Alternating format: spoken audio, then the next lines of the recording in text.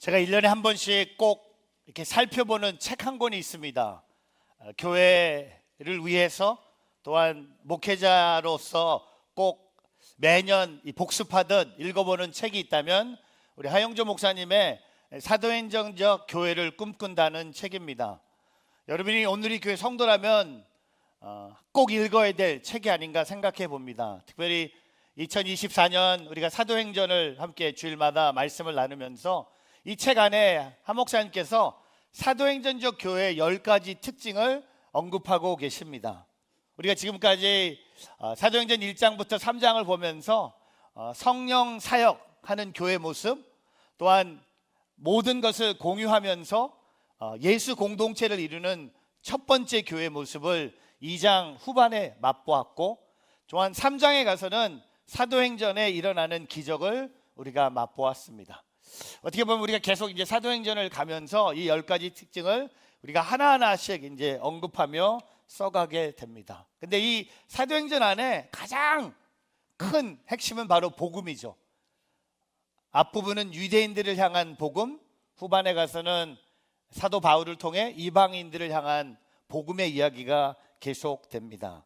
오늘 사도행전 4장을 통해서 우리는 어떻게 보면 사도행전의 터닝 포인트라고 말할 수 있는 베드로, 요한이 고난을 경험합니다. 핍박을 경험합니다. 하지만 사도행전적 교회는요, 오늘 이 사도행전 교회의 네 번째 모습은 고난 속에도 복음이 전하는 교회 모습이 기록된 것처럼 우리 함께 나누면서 어떤 고난이 있었고 어떻게 그 고난을 이겨냈는지 함께 세 가지를 나누고자 합니다. 첫 번째는요, 고난이 진리를 가둘 수 없다. 저를 한번 따라해 보세요. 고난이 진리를 가둘 수 없다. The suffering cannot contain the truth. 오늘 사도행전 4장은요, 베드로와 요한이 공회 앞에 서서 재판을 받는 모습처럼 우리는 보게 됩니다. 오늘 사도행전 4장 1절에 보면요, 베드로와 요한이 사람들에게 말하고 있는데 새로운 종교 지도자들이 등장합니다. 1절에 보면 제제사장들과 성전 경비대장과 사두개파 사람들, 유대인들의 종교 지도자들이 베드로와 요한의 말을 듣기 위해서 오는 것 같지만 그들은 베드로와 요한에게 고난을 주기 위해서 찾아오는 것을 우리는 알게 됩니다. 어떻게 압니까? 그 다음 절을 보면 알게 되죠. 우리 사도행전 4장 2절 한번 읽어보겠습니다.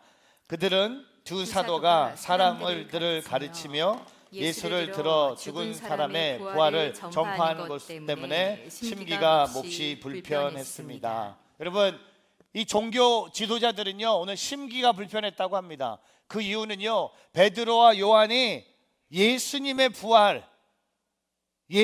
부활의 소식을 전파했다는 것을 듣고 그들은 기뻐하지 않았어요. 하나님을 찬양하지 않았어요. 그들은 심기가 몹시 불편했다고 성경은 말하고 있습니다. 여러분, 심기가 불편했다는 것은요, 다른 말로 바꾸면 분노했다는 겁니다. 근데 왜 분노합니까? 본인들이 갖고 있는 종교와 사회가 이 베드로와 요한의 가르침 때문에 한순간에 무너질까 봐 본인들의 자리를 그냥 유지하고 싶은 마음에 그들이 분노했다고 성경은 말하고 있습니다. 여러분, 근데 2절로 끝나지 않아요. 분노로 끝나지 않아요. 그 다음 절 한번 읽어보겠습니다. 그들은 베드로와 요한을 붙잡았습니다. 그런데 그때가 이미 저녁이었기 때문에 다음 날까지 감옥에 가다 놓았습니다. 여러분, 베드로와 요한을 붙잡는 사람들이 많이 있네요. 그렇죠? 3장에 가면 태어날 때부터 걷지 못했던 사람이 성전에 들어가면서 했던 행동이 뭡니까? 사도행전 3장 11절에 베드로와 요한을 붙잡았다고 했어요. 성전에 들어가는 길에 혼자 가고 싶지 않아서 베드로와 요한을 꼭 붙잡았어요. 베드로의 요한의 예수님을 붙잡은 것처럼 붙잡으면서 성전에 들어갔어요. 근데 오늘 사도행전 4장 3절은요, 한국어로 붙잡았지만 헬라어 원어로 보면요, 그 붙잡았다는 것은 폭력을 썼다는 겁니다. 폭력을 썼다는 거예요. 베드로와 요한을 곱게 체포한 것이 아니라 강도를 잡듯 도둑을 잡든 폭력을 사용하면서 오늘 베드로와 요한은요 한바탕 얻어맞고 감옥에 갇힙니다. 근데 제가 오늘 하이라이트하고 싶은 것은요, 베드로 요한 중에 누가 더 맞았을까? 그게 아니라 누가 더 체력이 좋았나, 누가 좀 더 맞을 수 있어, 그게 아니라 여러분 오늘 사도행전 4장 3절은요 예수님의 제자들이 받은 첫 번째 핍박이에요. 예수님의 제자들이 복음을 전하다가 가장 처음 경험한 핍박이 사도행전 4장 3절입니다. 여러분 지금까지 사도행전의 흐름을 보면요, 영어로 이런 말을 쓰고 싶어요. So far so good. 모든 것이 다 평안해요. 1장에 예수님이 승천하시기 전에 성령을 약속하세요. 그리고 2장에 예수님이 약속하신 성령이 마가의 다락방에 임하세요. 그리고 2장 후반에 성령이 임함으로 첫 번째 교회가 세워집니다. 그리고 3장에 가서 베드로와 요한이 예수의 이름으로 태어날 때부터 걷지 못한 사람에게 일어나 걸어라 했더니 그거 일어나 걸어오게 돼요. 그리고 베드로가 3장 후반에 모든 사람들 앞에서 설교를 하면서, 지난주 여러분 제가 얘기한 두 가지 D 있었죠. D2 기억나세요? 오늘 해도 기억을 못하는 분들한테 지난주에 기억나세요? 제가 선포한 D2 Declare, 그리고 Display. 왜 그러세요? 머리 좀 쓰세요. 지금까지 아무 문제가 없었어요. 근데 오늘 사도행전 4장 3절은요 예수님의 제자들이 복음을 전하면서 처음으로 경험한 핍박입니다. 분노했던 그들이 베드로 요한을 때리고 또 때리고 베드로 요한을 끌고 감옥에 처박습니다. 근데 여러분 핍박을 받아서 교회가 사라졌을까요? 복음이 그들처럼 감옥에 갇혔을까요? 아니죠. 여러분 아세요? 이 핍박 첫 번째 핍박이잖아요. 4장 3절이죠. 우리 4장 4절 읽을 거예요. 바로 다음 절이에요. 우리 한번 읽어볼까요? 같이 읽습니다. 그러나 사도들의 말씀을 들은 많은 사람들이 믿게 되고 그리하여 믿게 된 남자의 수가 5,000명으로 늘어났습니다. 할렐루야! 여러분 예수님의 제자가 복음을 전하다가 첫 번째 핍박을 경험합니다. 근데 그 다음 절에 보면요 뭘 고백할 수 있어요? 두 가지. 핍박이 더할수록 하나님의 나라는 확장된다. 고난이 더할수록 구원받는 사람은 날마다 늘어난다. 여러분 베드로와 요한은 감옥에 묶여 있는데 두들겨 맞았는데 오늘 복음은요 더 많은 사람들이 믿게 되고 믿게 된 남자의 수가 5,000명쯤. 여러분 남자의 수 5,000명쯤 되는 이 복음서의 기적 기억하세요? 오병이의 기적에 보면 그 오병이의 기적을 맛본 남자의 수가 5,000명쯤 된다고 했어요. 오늘 베드로와 요한의 핍박이 임하면서 복음이 사라진 것이 아니라 오늘 제가 선포하죠. 고난이 진리를 가둘 수 없다는 거예요. 고난이 있다고 해서 핍박이 있다고 해서 복음이 사라지지 않습니다. 고난이 있다고 해서 교회가 사라지지 않습니다. 근데 여러분 우리는요 사도행전과 반대의 삶을 살고 있는 것 같아요. 오늘날 보면 오늘날 미국 교회, 한국 교회 안에는 핍박이 없습니다. 너무나 좋은 환경이에요. 그런데 역설적이게도 교회는 점점 쇠퇴하고 있어요. 왜 그렇습니까? 우리를 둘러싼 세상의 진리로 인한 핍박이나 고난이 없는 것이 아니라, 그럼 우리의 문제가 뭔지 아세요? 우리는 그 갈등을 피하면서 신앙생활을 하기 때문이에요. 우리 안에 고난이 없는 이유는요, 우리 안에 핍박이 없는 이유는요, 여러분 주님이 여러분을 축복해 주셔서가 아니라 여러분이 진짜 똑똑하게 지혜롭게 진짜 머리가 좋은 것 같아. 갈등과 고난을 싹 피해가는 거예요.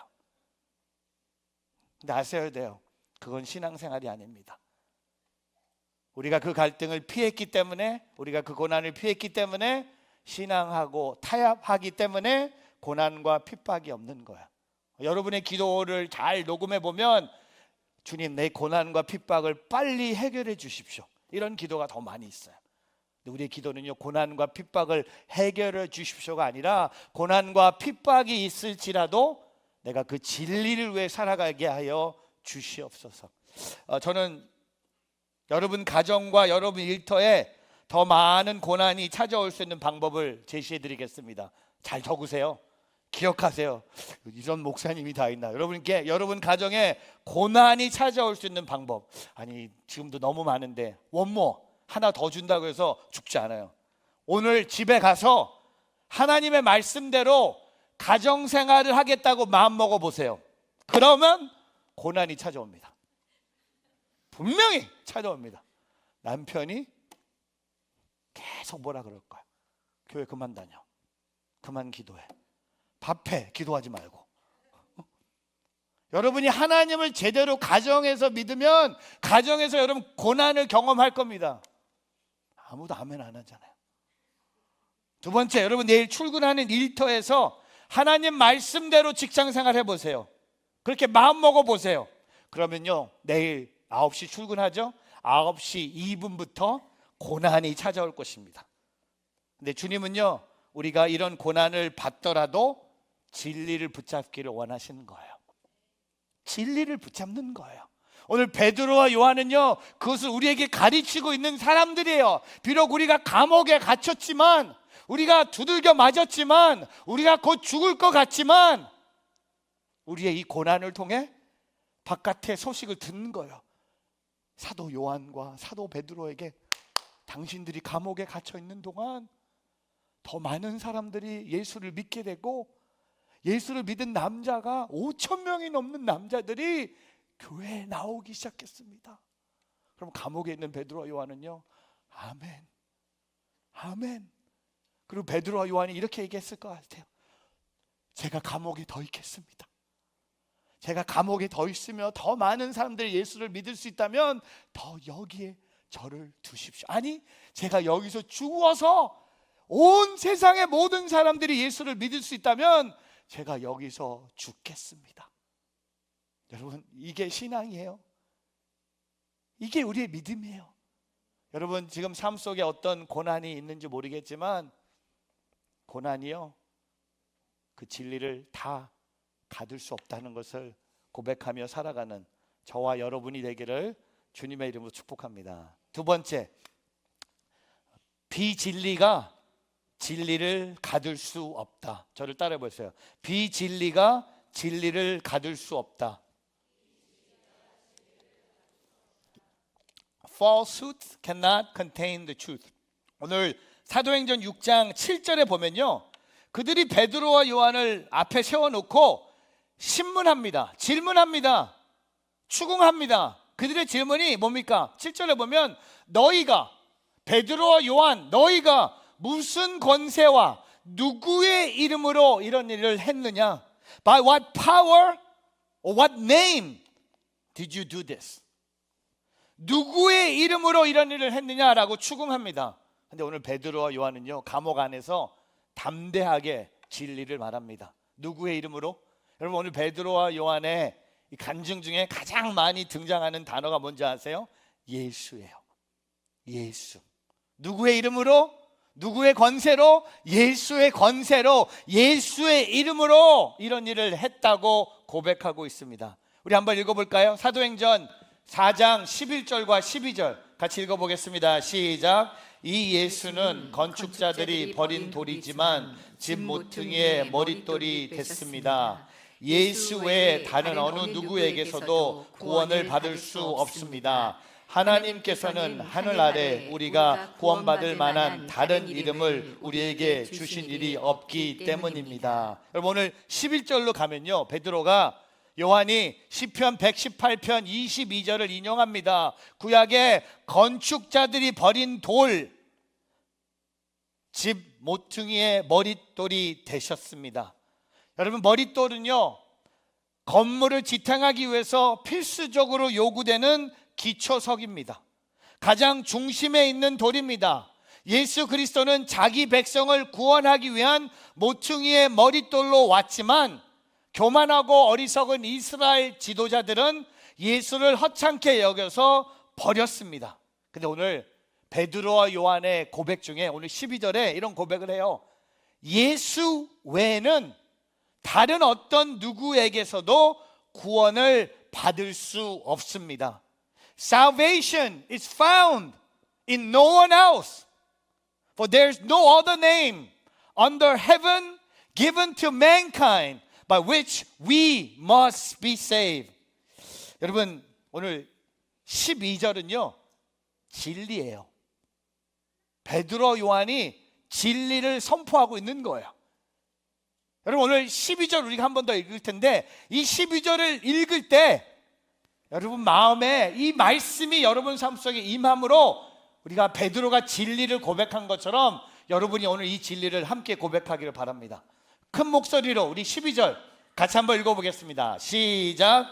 예수 외에 다른 어느 누구에게서도 구원을 받을 수 없습니다.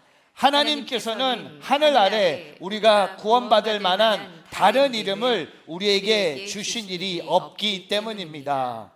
여러분, 요새 여러 종교 사이에 종교다원주의가 계속 요새 많은 사람들이 언급하고 있어요.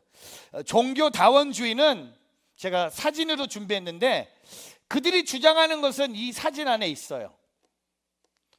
종교가 달라도 결국은 구원이라는 정상에서 다 만난다는 거예요. 이게 종교다원주의자의 컨셉이에요. 기독교라는 코스가 있고 이슬람이라는 코스가 있고 힌두교라는 코스가 있을 뿐 각각 코스는 다른 길로 가고 있지만 결국 정상이라는 목적지가 같다는 것입니다. 이 그림을 보면요, 예수님을 믿어도 알라를 믿어도 불교를 믿어도 모두 구원받고 그런 측면에서 모든 종교는 다 같고 동등하다고 주장합니다. 여러분, 이거는요 말도 안 되는 거예요. 혹시 여러분 중에 오늘 이 자리에서 이 예배를 드리면서 이런 생각을 갖고 계신 분 계시면 잘 오셨어요. 제가 오늘 진리를 선포해 드릴게요. 이 두 번째 사진입니다. 사실은요 여긴 틀렸어. 이게 맞는 사진이에요. 모든 종교는요 목적지가 다릅니다. 혹시 여러분 집에 불교 믿는 분 계셔서 너희 기독교가 믿는 하나님이나 내가 믿는 그 신은 다 똑같지 않냐? 그러면 여러분 진리를 얘기해 주세요. 미쳤어. 말도 안 돼. 같은 신이 아니에요. 그리고 이 사진 보면요 결코 같은 곳에 만나지 않아요. 종교 다원주의의 말은 말도 안 되는. 집사님 말도 안 되거든요. 자막에서 LED에서 지워버렸어요. 화나. 이걸 믿는다는 게 이슬람이든 기독교든 이건 말도 안 돼. 근데 제가 이거 보면서 또 한 가지를 깨달아요. 어디 갔어? 여기 지웠어? 진짜 빨라. 하여튼 지우세요. 아예 컴퓨터에서 지우세요. permanently delete 해주세요. 근데 여러분 이거 보면서 더 중요한 걸 느낍니다. 기독교의 목적지는요 저 산 정상이 아니에요. 우리 기독교의 목적지는요 하늘이에요. 하나님이 계신 곳이에요. 제가 왜 이 얘기를 하냐면요, 산 정상은요 여러분과 저의 힘으로 올라갈 수 있어요. 그렇죠? 우리의 힘으로 산 정상 올라갈 수 있어요. 근데 우리의 목적지는요 산 정상이 아니에요. 우리의 목적지는 하나님이 계신 곳, 하늘이에요.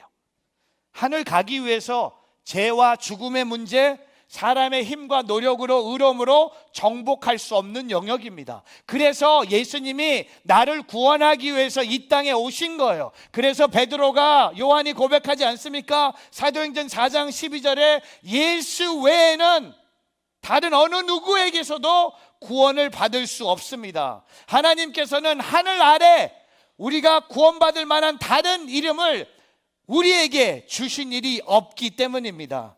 여러분, 예수님도 똑같은 말씀하셨어요. 요한복음 14장 6절, 우리 작년도 교표요, 길, 진리, 생명이에요.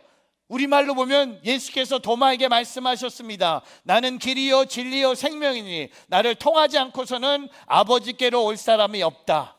제가 영어로 읽어드릴게요. 예수님이 진리라는 것을 강조하겠습니다. 예수께서 Jesus answered, I am the way, I am the truth, I am the life. No one comes to the Father except through me. 여러분, 이게 진리예요. 우리가 하나님 앞에 갈 수 있는 유일한 방법, 예수님이에요. 예수예요. 근데 우리의 삶이 왜 이렇게 분주합니까? 우리의 삶에 왜 이렇게 고난이 많습니까? 왜 우리의 삶에 이렇게 부딪힘이 많습니까? 그 이유는요, 우리는 지금 비진리적인 것을 너무 붙잡고 있는 거예요. 그냥 단순하게 진리를 붙잡으세요. 지난주에 제가 설교하면서 저희 고모부가 사용하셨던, 여러분 기억나세요? 성경 미갈 성경 찬송 연주기. 이번 주에 교회가 난리가 난 거예요. 한국에 있는 큰 서점에서 연락이 온 거예요. 김진호 목사님 연락을 받았는데 교회에서 주문한 거 주소 확인하기 위해서 연락이 온 거예요. 한국에서 큰 서점인데 누가 제 설교를 듣고 제가 설교 시간에 나 이거 가졌으면 좋겠다고 얘기했대요.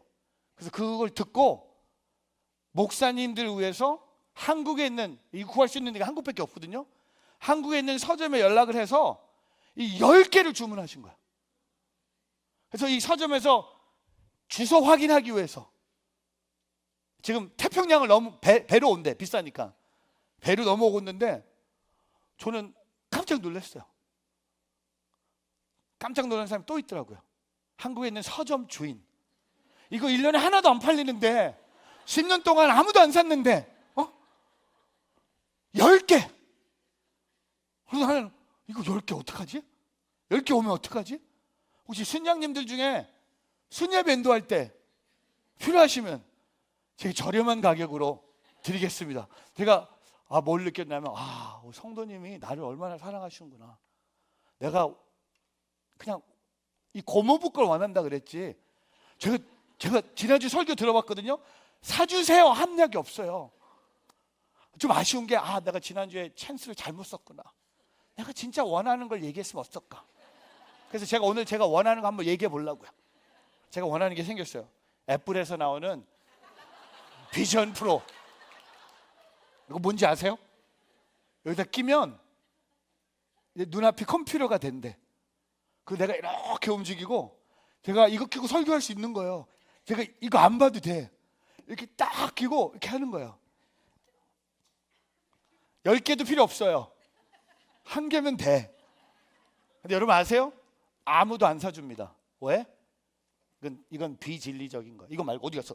얘 헷갈렸어. 이걸 왜 10개나 사주셨을까? 내가 사달라고 얘기하지 않았는데 이 안에 예수님이 있었어요. 이 안에 예수님이 계신 거야. 저는 10개 받으면 교회 잘 쓰라고요. 우리 중보기도 팀도 드려서 1부, 2부, 3부 중보기도 팀도 이 찬송가. 그리고 우리 순장님 몇 분 벌써 원하셨어요. 우리 장로님은 달라고. 어머님이 갖고 계신데 너무 오래돼서 새 거로 바꿔드리겠다고. 제가 다 드린다고 했어요. 제가 요새 제 삶을 정리하는 방법을 찾았어요. 여러분 삶 정리하는 거 방법 알려드릴게요. 나누면 돼요. 내 거 나누면 내 삶이 정리되더라고요. 근데 어느 분인지 모르지만 10개를 주문하셨어요. 태평양을 뚫고 넘고 있고 한 3주 후에 우리 3부 예배 때 그걸 써서 예배를 한번 드려볼까? 얼마나? 여러분 비진리 때문에 너무 힘들어하지 마세요. 돈은 비진리예요. 성공도 비진리예요. 1등 하는 것 그것도 비진리적인 거예요. 진리는 오직 예수예요. 진리는 오직 복음이에요.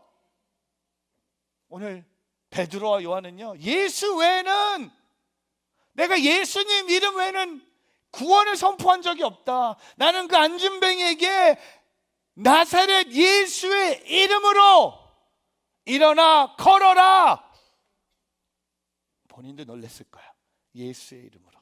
사랑하는 성도 여러분, 이 예수님의 이름으로 진리를 선포하고 비진리를 몰아내는, 해결하는 여러분의 한 주가 되기를 주님의 이름으로 축복합니다.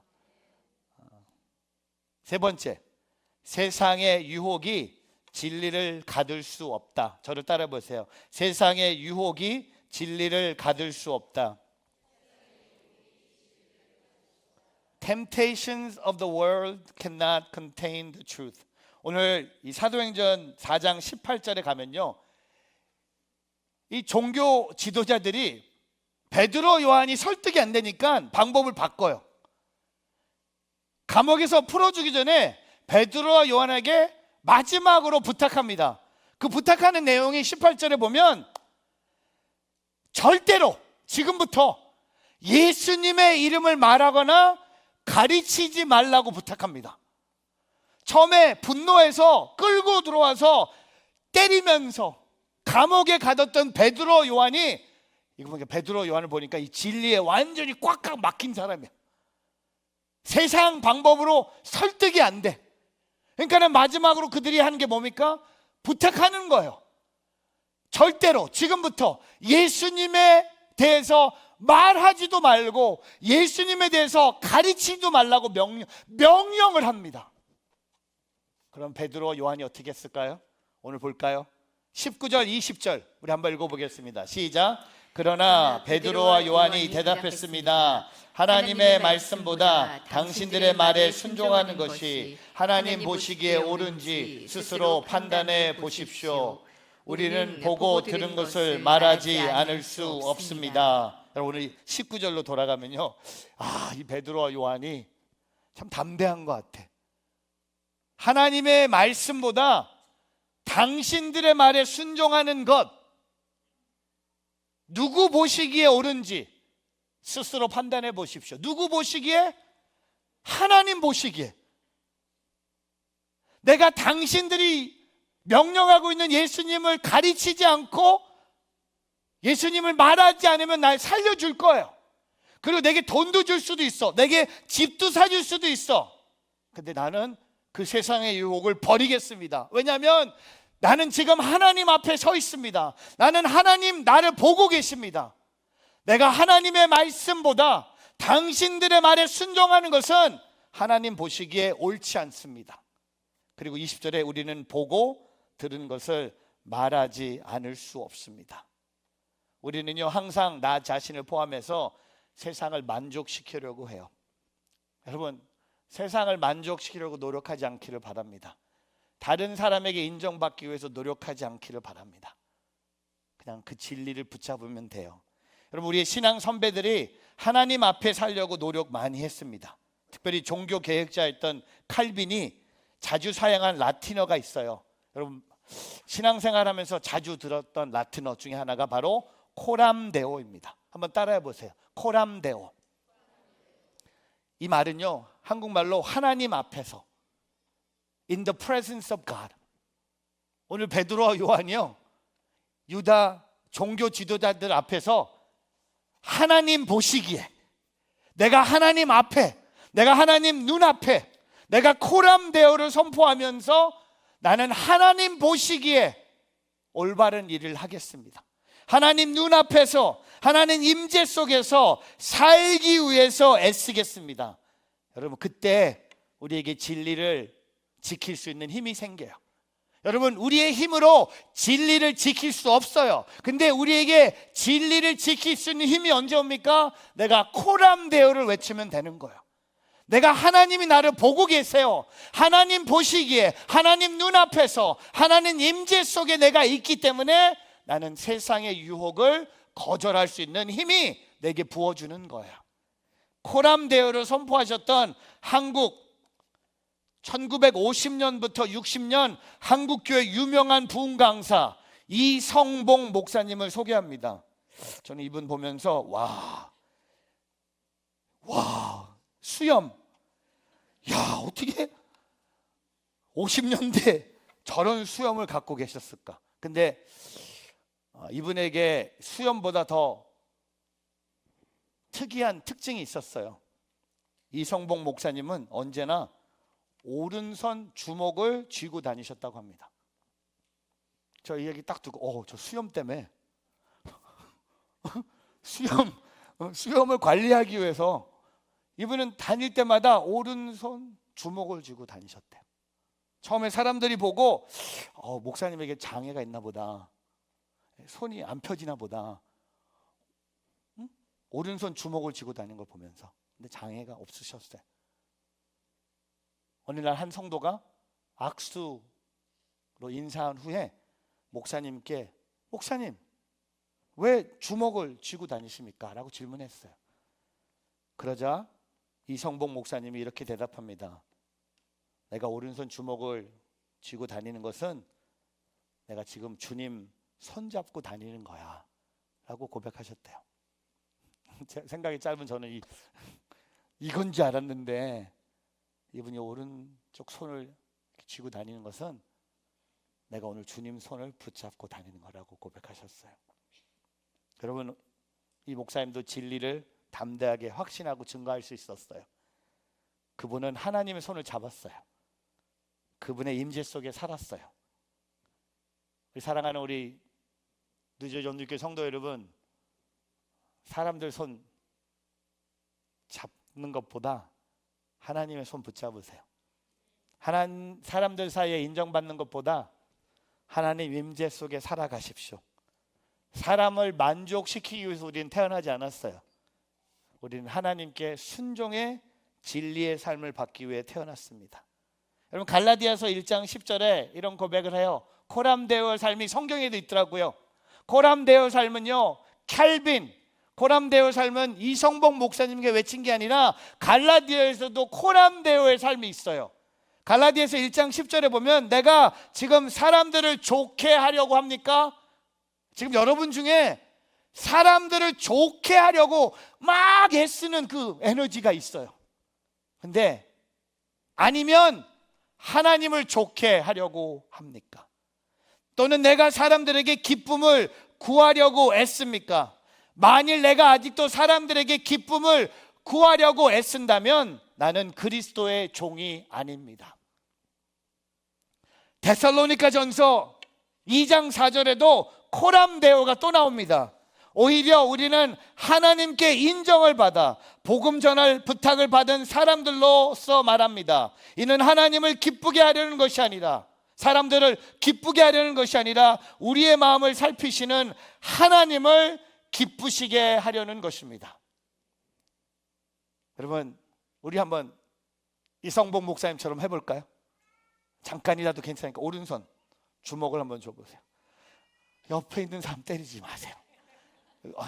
왜 이렇게 많은지 1부부터 3부 했는데 왜 이렇게 남편들이 아내를 막 주먹을 못하니까 여기 와서라도 해보고 싶은 마음이 있는 것 같아. 절대 안 됩니다. 오른손 한번 주먹 줘보세요. 그리고 이 손을 주님이 잡으셨어요. 주님을 잡으셨어요. 그리고 아까 우리 불렀던 찬양이에요. 마커스의 우리 심종호 예배인도자가 참 오래전 주님을 보게 하소서라는 찬양인데 오른손 한번 들어보세요. 그리고 이 찬양과 너무 맞는 것 같아요. 이따 이 찬양의 가사를 읽어드릴 텐데 우리에게 이 코람데오의 삶이 있기를 바랍니다. 나의 주님께 찬양 드리며 그 크신 사랑 주 임재 감사해. 어둠 속에 찾아오셔서 주님의 영광 보게 하시네. 의심하는 나를 손 내밀어 잡아주시네. 두려운 마음 내려놓고 주 바라봅니다. 주님을 보게 하소서. 나를 붙드소서. 내 뜻과 내 생각 내려놓고 주님 앞에 나 엎드려 주의 음성 기다리니 나를 부르실 때 믿음으로 걸어가리. 의심하는 나를 손 내밀어 잡아주십니다. 두려운 마음 내려놓고 주님을 바라보는, 여러분, 진리, 복음, 예수님은요 고난도 비진리도 세상의 유혹도 가들 수 없다는 겁니다. 여러분, 예수님의 복음, 예수님의 사랑이 여러분 삶에 팍 터져나가길 바랍니다. 베드로와 요한의 삶 우리가 살 수 있어요. 고난 두려워하지 마세요. 비진리의 것 가까이 가지도 마세요. 세상의 유혹 던져버리세요. 그리고 오늘 이 오른손에 주먹 쥐고 주님의 손 붙잡고 일어서시래요.